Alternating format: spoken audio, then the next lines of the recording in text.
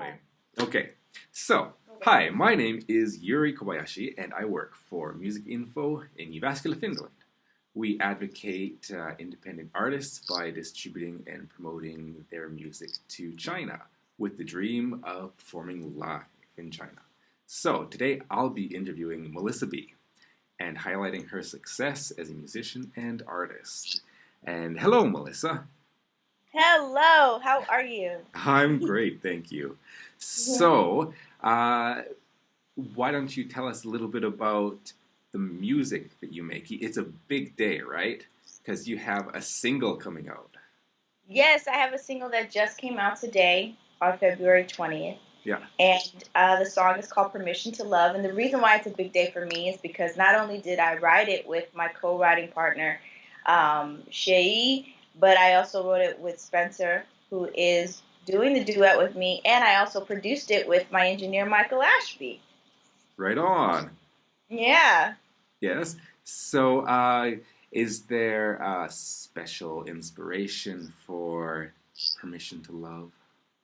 Well, I think the special inspiration was that, Spencer and I, we wanted us to write a song about love that, love never asks for the permission to love someone else, right? Yes. Be it anything, be it if you're LGBT, if you're straight, if you're, anything. Love finds you. Yes, exactly. Love finds you. And it's like, you love who you love, and that's what it is. That's what it's about. Yes. Mm-hmm. It's like that song, looking for love in all the wrong places. Wrong places. Yeah. Yeah, it's the one that looks for you. That's right. And so, what kind of music is it? It's pop music, okay. But the genre that I'm in is R&B pop. Yeah. So, I combine music and technology with my music. So, a lot of people say whenever they see me perform, it's like a Prince type of, it's like Prince and Whitney and Janet all in one. Okay. Yeah. Yeah. Like that. Yeah, well, like all those artists you mentioned, they took the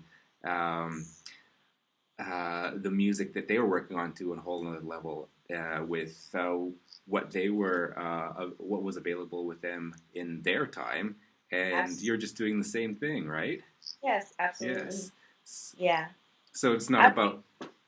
I like making people think outside the box. I don't like being boxed in. That's the one reason why I like being an independent artist, because I like being very creative. So I don't like, I like to be free with my creativity. I don't like somebody saying, well, this has to be like this.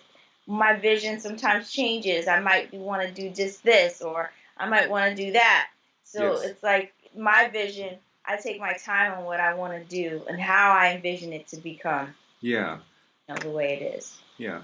So we get our inspiration from what was done before, but it's about pushing it to the whole nother level that you're creating something new. Yeah. Yes. Yeah. Great. And that's what you're doing with your music. And you've had quite a bit of success too. Yeah. I've just last 2 years, a year ago, my song hit #1 on the Billboard charts for the hot single sales for our song Dancing in the Rain. That was another song that I wrote and I performed on.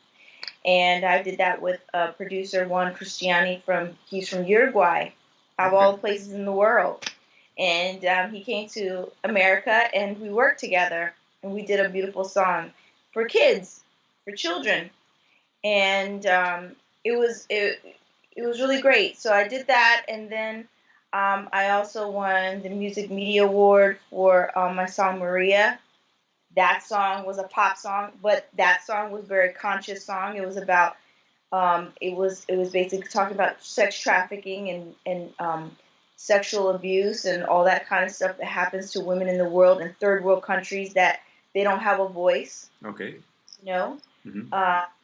And I've also won 3 Global Music Awards. Yeah. And you have quite a following or fan base in social media as well. Yeah, Yes. about close to 110,000 followers if I add up all my social media altogether. Yeah. Yeah, I'm around about my fan base that I have. I have fans around the world. It's pretty interesting. And in China. And I in have China fans too, in China. yes. Yes. And so, apart from music, you have other um, successes. Yes. I You have, one, I'm a network engineer, so I yes, build and design computer networks. yes, That's one. And two, I am an author. I put out a book called Digitally Independent. So yes, I put out this book because I got tired of constantly hearing artists telling me in the studio that they don't know how to put out their work or they don't know anything about setting up their business. And that's a problem because you have a lot of artists who don't know the industry, they don't know where to go. And I was like, I'm going to write a book about it. I'm going to basically write the roadmap for them to yes, help yeah. Yeah, I've looked at start your it. book. I've read through your book, and it is exactly how you describe it. It's a roadmap for musicians to get their stuff together and be informed, and also you give them a lot of tools that they can work with, because it is today. Everyone's bombarded with too much information, and so it's really important that you have somebody who is knowledgeable to give them a little bit of guidance and filter out what is the important information that they need to know. And that's Yeah, what you do. yeah. The one thing I can say is that, in the 5 years that I have been doing this, it's like I had the roadmap already in my head, right? After I've done so many times putting out singles and putting out my EPs and my album and my mixtape. So Yeah. I've done so many times in my mind, I'm like, I have to write this out. Because if I know this, nobody else knows this, right? And these Yes. are the things I basically sifted through all the crap that I've Yes. gone through, right? And I made it so easy because I know people's attention span it's so quick nowadays. Everybody wants information like this. Yes. So I'm like, I got to give it to them like this. So Yes. that when they read it, they're like, oh my God, it's so simple. Yes. Right? Because nobody's going to tell you this stuff. Yes. They're going to tell it to you. Yes. And it is actually quite simple when you know what to do. And Yeah. it's about learning or just pushing the button, but it's about finding the right buttons to push. And Yes. once you know which buttons to push and you know what to do, then you can spend your time making music. Yes. Yes. And also understanding that you are a business. You're not just an artist. That's the other thing that artists don't understand. It is about the music. That's one aspect of it. But the other aspect of it is you're a brand. You have to understand that you are the business. Yes. So if you have to handle your business correctly, or you're just going to be someone who's not thinking about the other side of it, where there's other things that can help you expand more in being an artist, in making a lot more money, because there's other things you can do. Because sometimes I think artists are constantly trying to get that one thing. Oh, I just want to be a star. I just want to be, Yes. They're not really thinking about the overall, the bigger picture. Because this music industry, everybody can make a lot of money together here. Yes. Everybody can make it. But it's just dependent upon your niche. It's dependent upon you knowing where you can go and how you can execute it. Yes. And you start with a very fundamental basic. And this goes back to, I think, the terms musician and artist being kind of synonymous. And you can be an artist and a musician, and what it is to actually be an artist and a successful artist. And so I think that art is how you create yourself, right? How do you define yourself? I think you talk about that in your book, is like, how do you find yourself as an artist? I do define that, and that's in the first chapter. Yes. Basically, who are you? Because I don't think that people ask that question first before getting in this industry. Yeah. And the reason why I asked that, and I've had people tell me after they read the book, they tell me that was the hardest chapter. Chapter, isn't that crazy? Yes.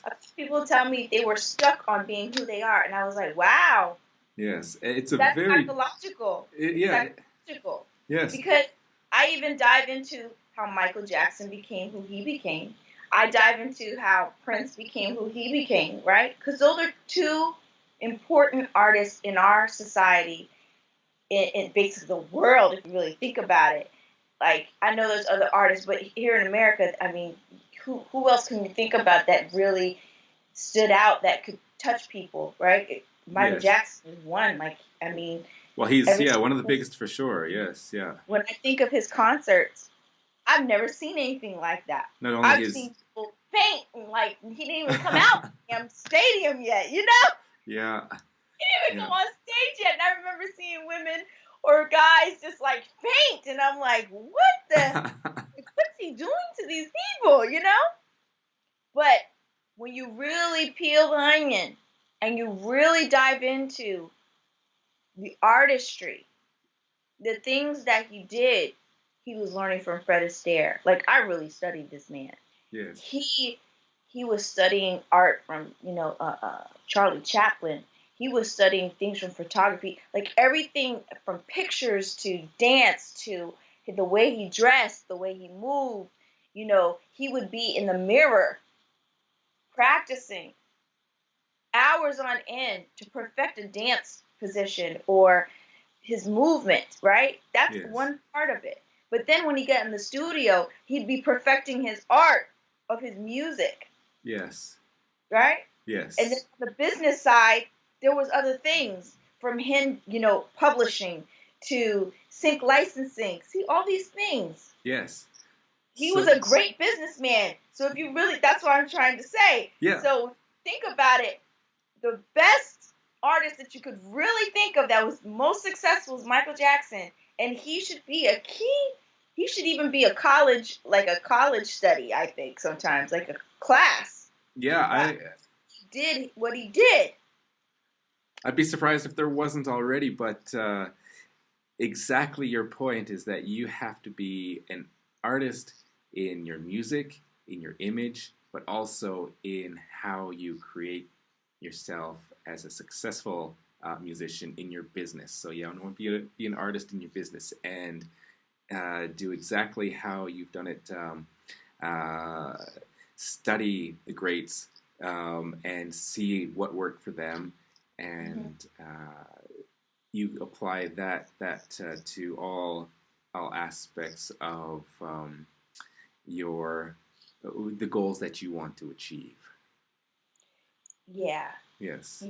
I definitely can say this. I'm thankful that I went to college. I'm thankful that I'm not, didn't start off as a starving artist. I'm not a starving artist. I used my talents off of me learning the corporate world first, right? Yes. In terms of creating projects, presentations, all those type of things that you don't really learn out in the real world. Mm-hmm. In the real world, it's just like it's a do or die type of thing. But there are tasks and talents and things that you have to learn in the corporate world. Yes. You can go to college all day long and they'll tell you got to do this and that. But when you're in the real world and you're learning these things and you're applying those things, it can spill over into another business that you are working in. Hence the thing of, that's why I was able to put projects together. That's why I'm so good at that. Because I was always good at the logical side of things when I'm, doing engineering, right? Network engineering, building, designing computers. So I kind of like push that in a way of my business. Yes. So I would encourage people, if they're going to be in this business, take a couple. If you're not in college, there are free college classes online, and you can go online. It's called, I think there's one called Coursera or X Education or something like that, or Khan Academy. Yeah, XEd, yeah. Right? Yeah. They could go. You can learn some stuff from Harvard. You can learn some stuff from Penn State. And it's all free. And you can learn about time management. That is so key. So there's one thing I can tell any artist, and that's something else I'm going to do. I have in my mind the next book that I want to do. I'm going to get more in depth about time management and how to use that in your business and in your life. Because we as artists, we are scattered all over the place. But if you have time management and stuff, you can definitely be zoned in and know how to get your projects done. Yes, because we only have so much time. That's scary, we do. We only have a short period. To me, it's a short period of time being on this earth, right? So you're trying to get so much done. Yes. You're like, I don't want to be old and gray and like not say that and do all this stuff, but it is what it is. Yeah. It's what it is. Yeah. As a kid, we always think how long it takes for the next Christmas to come, and it seems like we're immortal. But as we get older, the days, they just seem to just start flying by, and really you got to grasp the moment when you can, and know that there's a tomorrow, but you got to get stuff done today. You have to live in the moment and enjoy it. And if you're in this business just to make money and not enjoy what you're doing, then don't do it. Yeah. And if you don't have a vision or a direction of where you want to go, then you need to start searching deeper into who you are. Yes. Because what you project out in the world is what people see. And what your audience is and what your fan base is going to be, that's exactly what you're going to get. Yes. And that's exactly who you want your audience to see. Mm-hmm. Yes. And you have to be proud of that. Oh, yeah. Yeah. So, like, even if you're going to China, you better be prepared. Yes. Because whatever you put out and whatever people you started attracting, you got to understand what type of platform you put out there.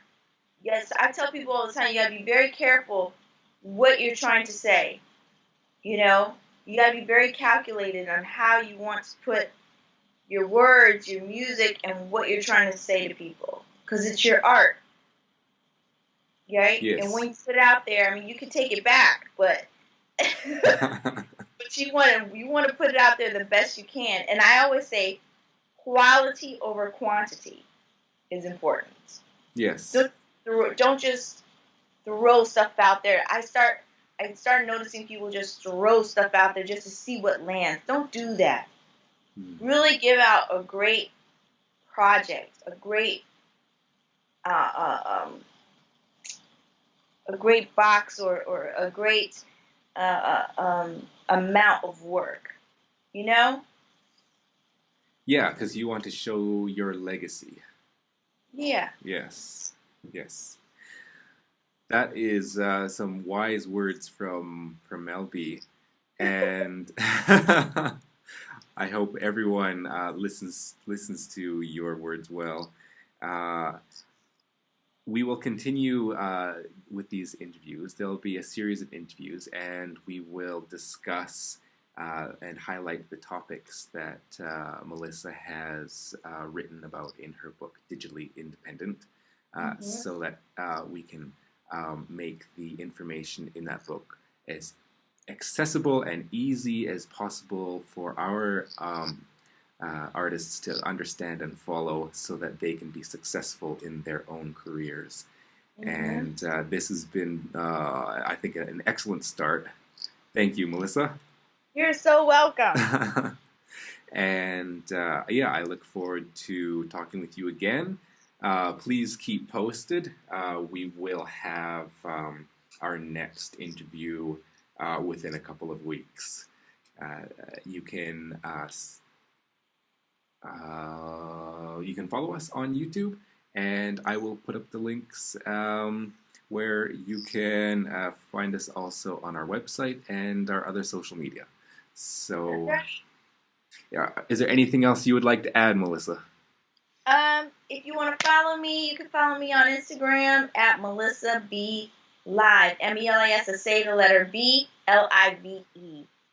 And if you want to go to my website, go to melissab.com.